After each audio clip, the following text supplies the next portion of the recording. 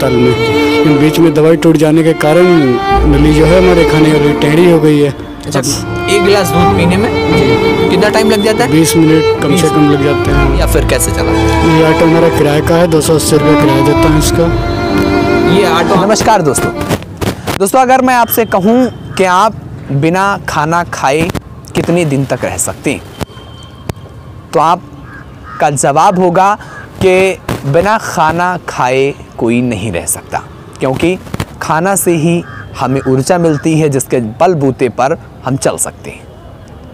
लेकिन आज हम आपको एक ऐसे शख्स मिलाएंगे जिन्होंने एक दिन नहीं, 2 दिन नहीं, 1 महीना नहीं, 2 महीना नहीं, तकरीबन 4 साल से उन्होंने अन्न का एक दाना नहीं खाया है।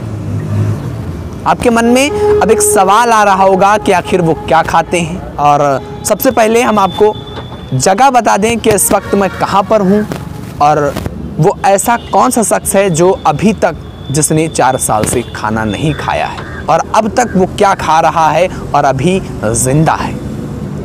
तो मैं आपको बता दूं कि इस वक्त मैं तहसील पलिया में मौजूद हूं और हमारे बीच में आज सुधीर मौजूद है। हम इन्हीं का जिक्र कर रहे हैं। ये हमारे बीच में आज सुधीर मौजूद हैं जिन्होंने 4 साल हो गए हैं, इन्होंने खाना नहीं खाया है, अन्न का एक दाना नहीं खाया है, लेकिन फिर भी हमारे बीच में हैं। आज हम उनसे बातें करते हैं कि आखिरकार क्या परिस्थितियाँ ऐसी आई जिसके चलते ये खाना नहीं खा पा रहे हैं, आखिरकार वजह क्या है। तो सबसे पहले सुधीर ये बताओ कि कहाँ रहते हो आप? पलिया कृष्णा नगर कृष्णा नगर में रहते हो। ये बताइए 4 साल हो गए हैं आपको, ठीक है, 4 साल से आपने अन्न का एक दाना नहीं खाया है, तो अब फिर क्या खाते हैं आप? चाय पीता हूँ, दूध पीता हूँ। चाय और दूध जी केवल? किस समय पीते? सुबह और शाम को। अच्छा, ऐसे क्या परिस्थितियाँ हैं सुधीर जिसके चलते आप खाना नहीं खा रहे हैं? 4-5 साल पहले मेरे गले में तेजाब चला गया था, तब से नहीं खा पाता हूँ। कितने साल? 4 साल हो गए। 4 साल जी। अच्छा, जब तेजाब गया तो उसके बाद आपने इलाज नहीं करवाया? इलाज करवाया था, लेकिन जब इलाज हुआ था हमारा, उसमें खाना खाने लगा था, लखीमपुर में इलाज हुआ था, वो जिला सरकारी अस्पताल में, लेकिन बीच में दवाई टूट जाने के कारण नली जो है हमारे खाने वाली टेढ़ी हो गई है। अच्छा, खाने की जो नली है वो टेढ़ी हो गई है, अब नहीं खा पाता हूँ। 4 साल हो गए। 4 साल हो गए जी। अच्छा, तो सुधीर फिर ऐसा क्या है कि आप खाना अगर खाएं तो क्या वो नीचे नहीं जाता या फिर क्या होता है? गले में फंस जाता है यहाँ पे। अच्छा, गले में फंस जाता है। और पानी तो फिर आपको पानी और दूध पीने में फिर टाइम लगता होगा? हाँ, 20 मिनट आधा घंटा तो लग ही जाता है। कितना पीने? 1 गिलास दूध पीने में जी। कितना टाइम लग जाता है? 20 मिनट कम से कम लग जाते हैं। अच्छा सुधीर, घर में और कौन कौन लोग हैं आपके? घर में सभी लोग हैं, भैया है, मम्मी है, बहन है। अच्छा, तो आप मैंने ये सुना आप जो है ये ऑटो चलाते हैं, तो ये आपका खुद का ऑटो है या फिर कैसे चलाते हैं? ये ऑटो हमारा किराए का है, 280 रुपये किराया देता हूँ इसका। ये ऑटो आपका नहीं है? जी नहीं। मतलब दिन भर जो आप कमाएंगे उसका जितना भी आप कमाएं आपको 280 रुपये इस ऑटो मालिक को देना है? जी, 280 रुपये रोज का? जी।